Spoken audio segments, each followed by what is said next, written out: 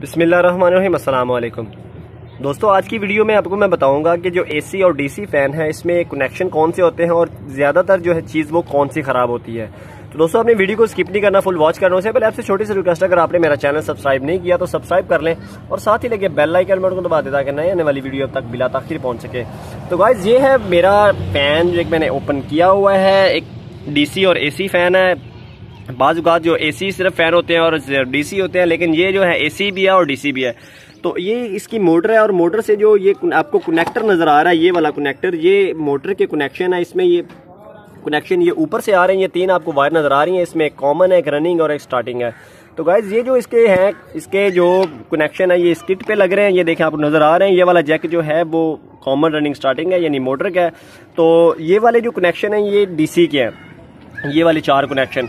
इसमें मैं आपको बताऊंगा, ये जो मैंने जिसको दो टेप लगाई हुई है, ये वाले जो कनेक्शन, इसके ऑन ऑफ बटन के अंकों को इसको डायरेक्ट करंट मिलता होता है। ये जो है इसके डायरेक्ट डीसी के साथ, बैटरी के साथ या आप सोलर प्लेट के साथ लगा दें। और ये वाले जो दो कनेक्शन ये आपको नजर आ रहे हैं, ये दोस्तों हैं इसके एसी सर्किट। अगर आप इसको बिजली पे चलाना चाहें तो बिजली पे चला लें। तो आपको एक ये नजर आ रहा होगा, इसको कहते हैं सेंसर। यहाँ पे आपका जो आपको इसके साथ रिमोट मिलता है, वो आपका रिमोट यहाँ पे काम करता है। तो दोस्तों, यहाँ से जो अगर आवाज़ आती होती है जब हम रिमोट के कंट्रोल से अब इसको अप डाउन करते हैं, चलाते हैं, इसकी स्पीड हाई स्लो करते हैं, तो एक आवाज़ आती होती है। वो ये है बजर जो आपको नज़र आ रही है। ये देख लें, इसको मैं ये आपको बता देता हूँ। ये वाली इसको कहते हैं बजर। इसमें से वो आवाज़ आती होती है।